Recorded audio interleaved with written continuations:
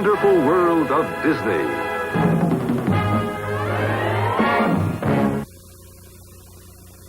And now, your host, Walt Disney.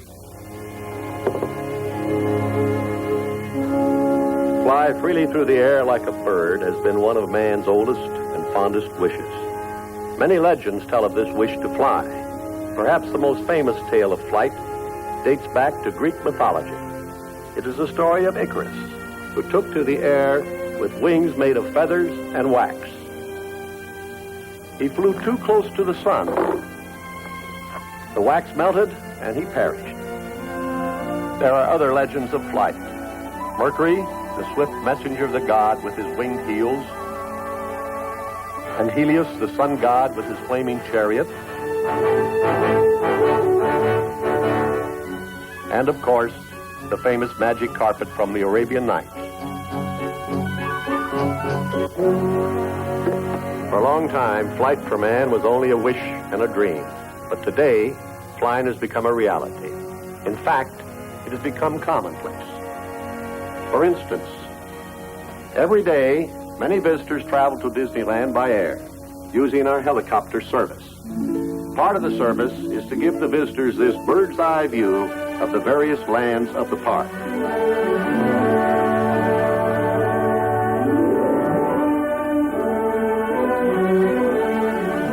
There is Snow White's castle, the symbol of Fantasyland. It's the land of storybooks and fairy tales, where you can enjoy flights of fancy. You can fly in Peter Pan's ship through the skies of Neverland. Or Dumbo will carry you through the air using his enormous flapping ears for propulsion. Yes, man has ever traveled through the air in his dreams. Yet he was chained to the earth until only recently. Just a few generations ago, all his transportation was earthbound. There's the old stern wheeler, the symbol of Frontierland, the land of the pioneers, where you may relive the days of old and travel the primitive stage roads and railways.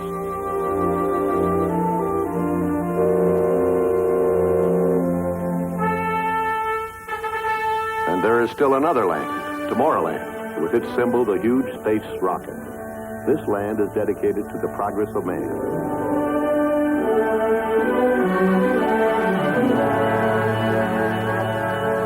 When you land here, you literally find yourself in the future.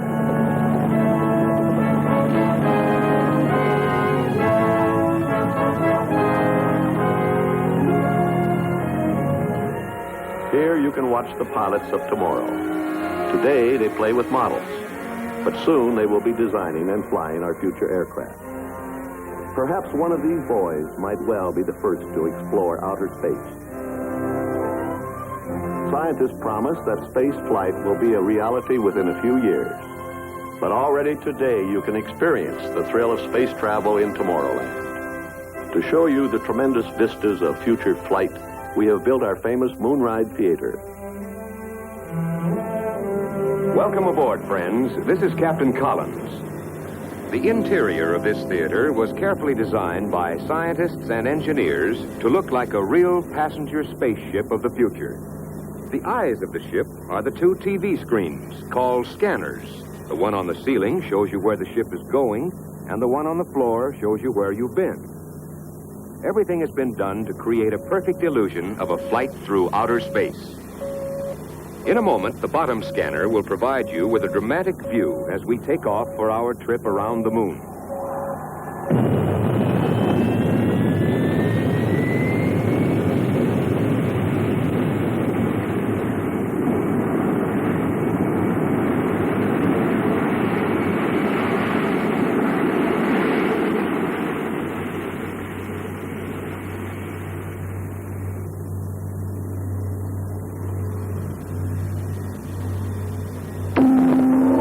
Attention, please.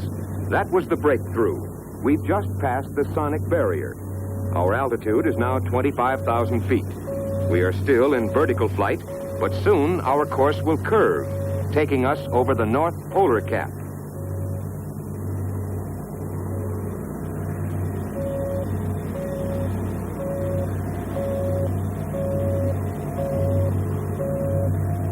rapidly leaving the Earth's atmosphere behind, and the upper screen shows our target, the moon, surrounded by the eternal blackness of space. Our ship is now approaching the orbit of the manned space station, which will come into view any moment. As you know, this man-made moon constantly swings around the Earth more than 1,000 miles above the ground.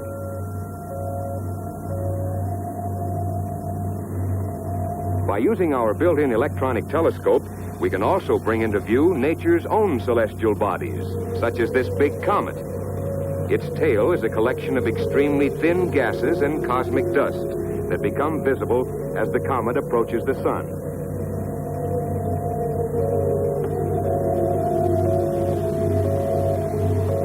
Our target, the moon, still appears off to the side. The superimposed chart shows you the planned point of interception. The speed of our ship and the moon's own motion will bring us together in space at exactly the right time. Navigation through space requires a careful planning of position and speed of the ship at all times. Our ship is now just about halfway to the moon. On the lower scanner, our Earth presents a beautiful sight. You can see it hanging in space like a huge bluish sphere illuminated by the sun. For the second half of our trip to the moon, our ship must reduce its speed and prepare to circle around the moon. It is accomplished by turning the ship over by gyro and then traveling tail first, using our rocket engines for brakes. Our sister ship is on her return trip from the moon, and by using our electronic telescope, we can watch her perform this operation.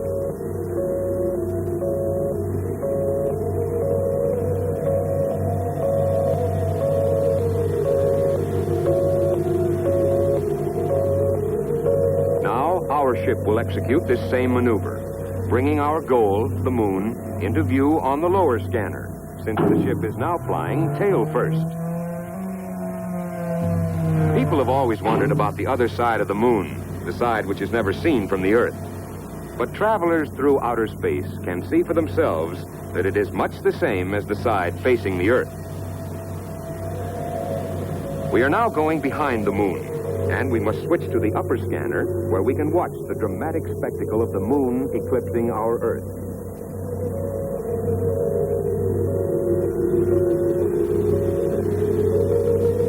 We'll show you the dark portions of the moon's other side in the light of flares released from our ship. In their sharp light, the craters reveal their characteristic shapes. Scientists believe they were blasted out by the bombardment of huge meteorites when the moon was formed.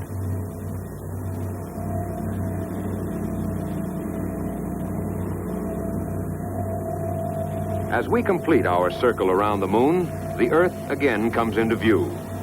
Although the nose of our ship is now pointing precisely at the east coast of America, during the trip back, the Earth will, of course, continue to turn, bringing California, our destination, into the proper position for our arrival, as indicated by the superimposed crosshairs. One of the things space travelers never do while in space is to look directly at the sun. But by again using our electronic telescope, it is perfectly safe for me to show you a picture of the sun, since we will view it indirectly.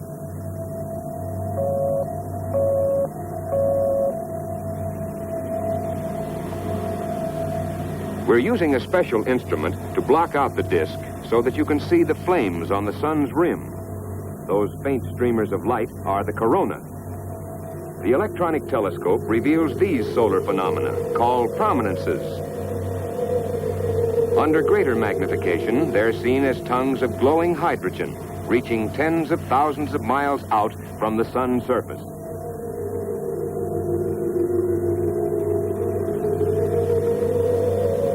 The large area of light seen without high magnification is sunlight, reflected from thin cosmic dust. It's called the light of the zodiac. Now, on the lower scanner, you can see that we are leaving the moon far behind. And as we again approach the halfway point, we'll execute our second turnover. We'll finish our trip traveling tail first, ready to use our rocket engines for the delicate landing maneuver. we'll make our landing in Southern California about an hour before sunset.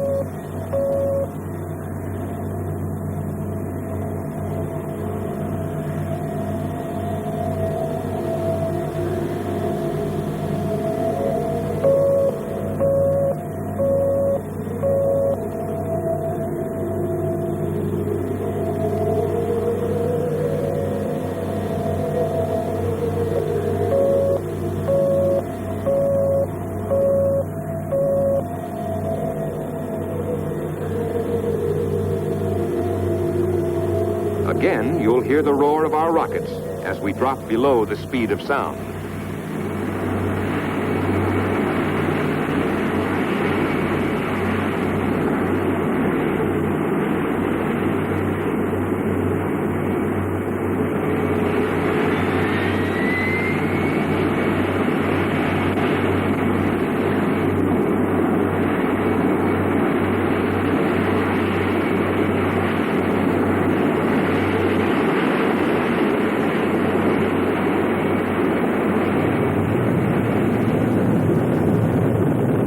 You have just experienced a flight through space, a flight of the future.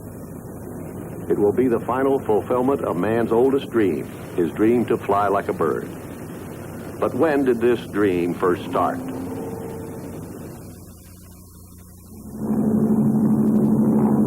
The art of flying cannot be credited to any one man or any one country. It is the result of many minds in a worldwide effort. We'll let each country tell the story of its own contribution. So let's go back through the mists of time to the very beginning, to ancient China. Come in, China.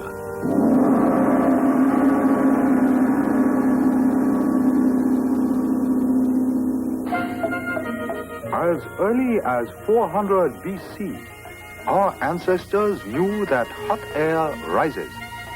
So they filled hollow paper dragons with hot air and flew them.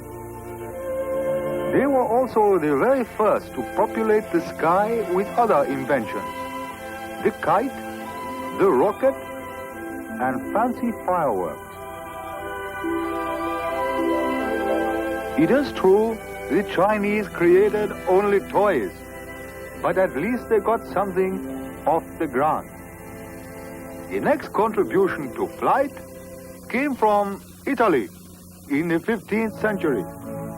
Come in, Italy.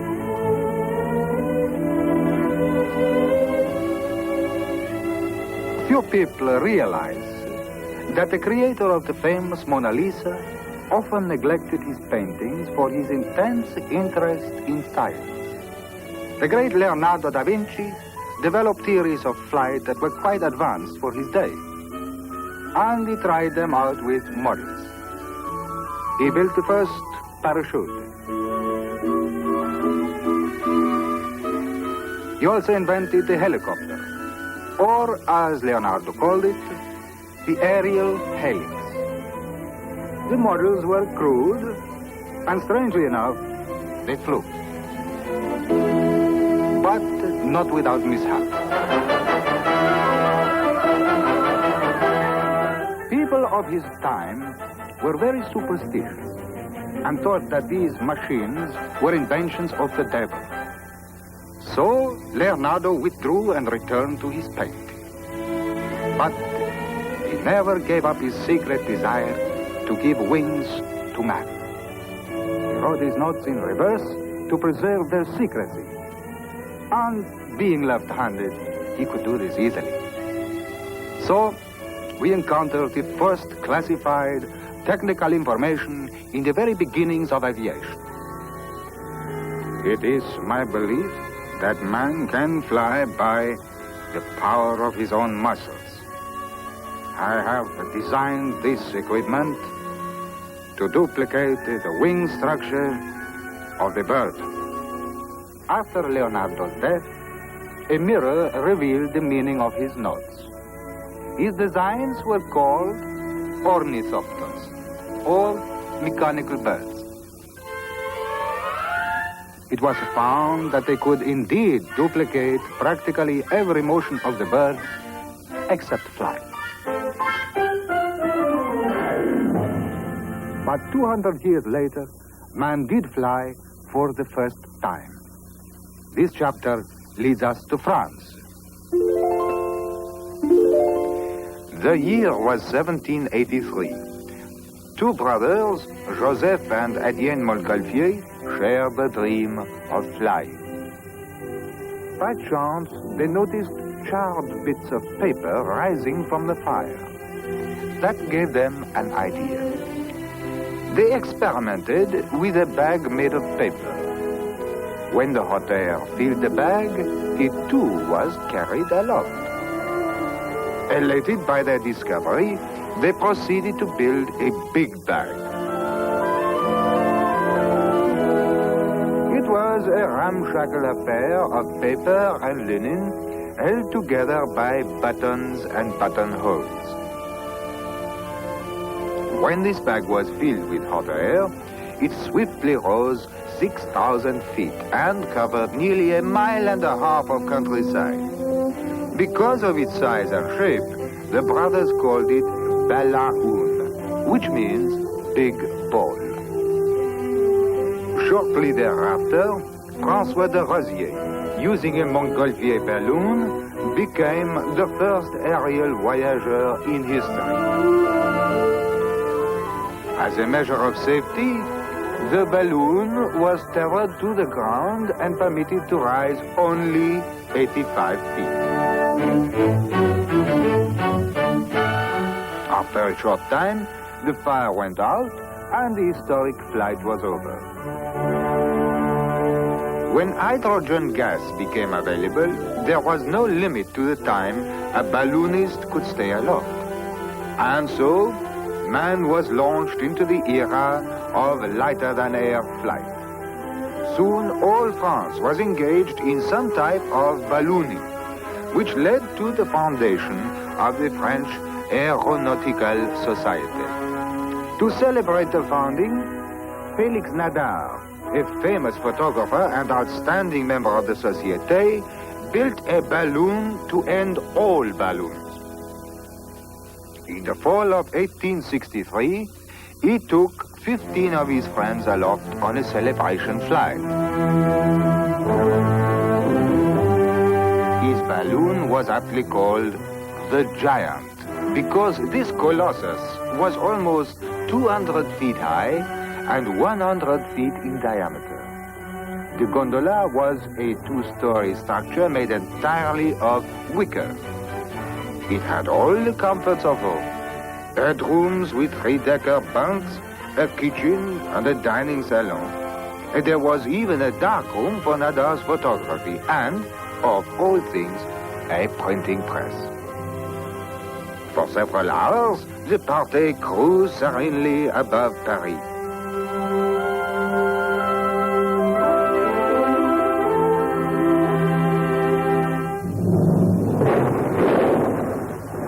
They failed to notice that the weather was changing.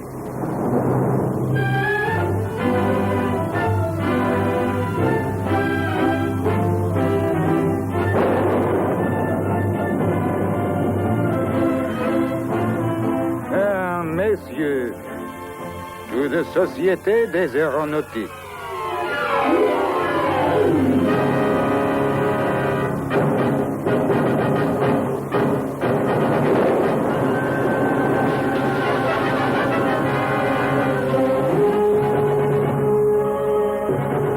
Capitaine Nadar tried to land, but Le Géant was completely at the mercy of the elements.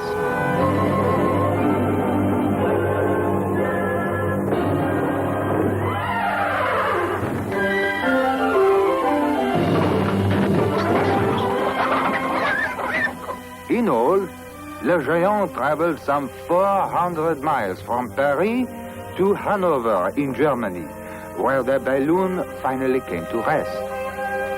As if by a miracle, no one was killed. Undaunted, Capitaine Nadar restored his balloon and successfully made 29 more flights. The French were the first to break the bonds that chained man to the ground. But the future of aviation was with heavier than aircraft. This decisive step in the history of flight leads us to England. Early in the 19th century, the dream of flight caught the fancy of an English nobleman, Sir George Cayley.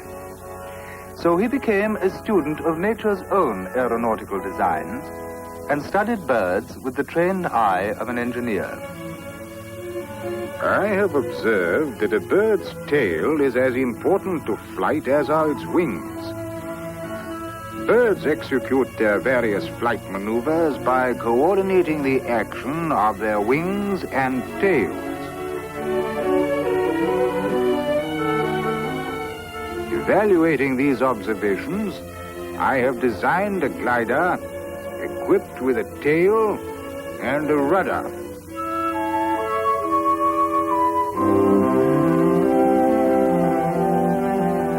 When Cayley's glider was completed, he could hardly wait to test it. The honor of being the first pilot he offered to his trusted coachman.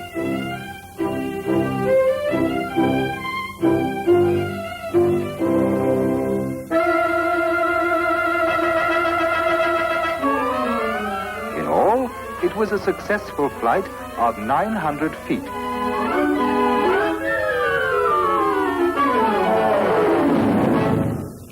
True, the landing was a bit rough. The coachman, though unharmed, gave up a promising career, and history's first pilot was never seen or heard from again.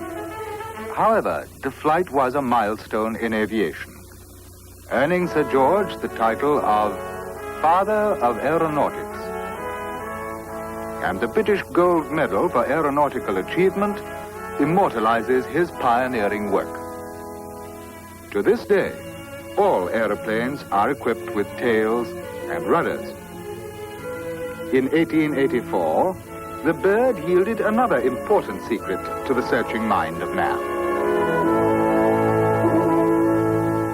This leads us to the United States.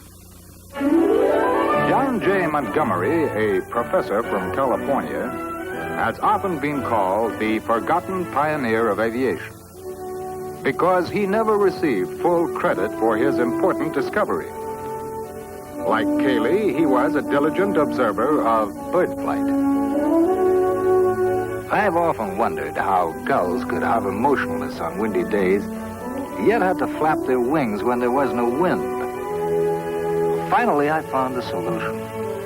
A bird's wing is curved, but a curved wing forces moving air to flow faster over the top than along the bottom. Now, this creates a strong suction on the top of the wing that pulls it upward. And the faster the air travels over the wing, the greater the lift. So a bird can hover whenever the air is moving. So, from nature's own design, Montgomery built the first heavier-than-air craft in the United States and flew it in many daring flights. He lifted his glider by means of balloons and launched them from heights of up to 4,000 feet. He piloted his glider through spirals and dives. He soared for 20 minutes at a time, covered up to 8 miles, and made landings at a pre-arranged spot. Few people of today know of the amazing work of this great American pioneer of aeronautics. Montgomery demonstrated that flying like a bird was no dream after all. In fact, he gave man his wings. At the turn of our century, man had mastered the first lessons in the art of flying. It was a humble beginning, but what amazing progress has been made since then. Fortunately, the motion picture camera had already been invented at that time, so that we possess a few records of these early flights. Man was challenging the birds, but his wings kept him airborne for a limited time only.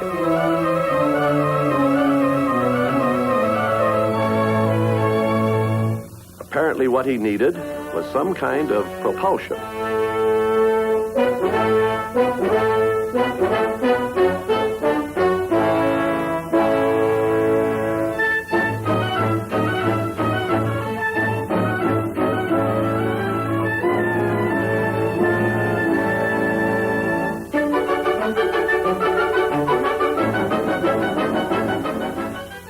again, nature's design was tried with success.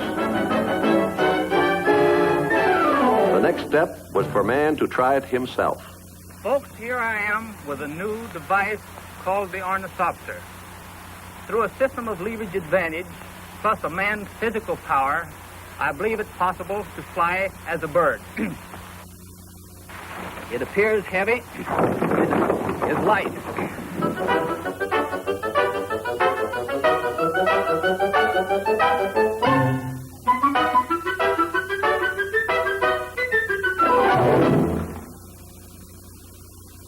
Well, if at first you don't succeed,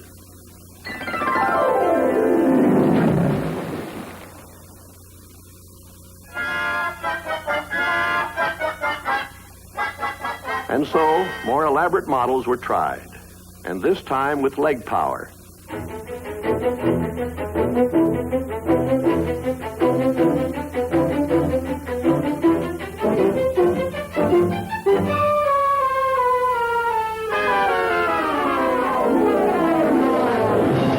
Well, it was evident that muscle power would not do the trick. Fortunately, the gasoline engine had been invented by that time, and when it was combined with the glider, man really began to fly. We have prepared a special treatment of this golden era of flight. We'll let the book speak for itself.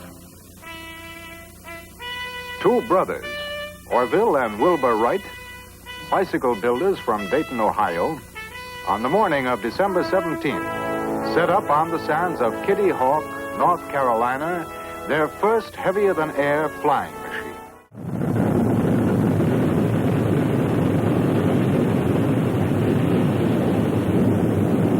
The raw power of the rocket will boost future airplanes to heights never reached before.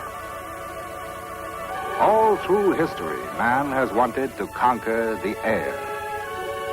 And now, space, infinite space, not the air, is the limit.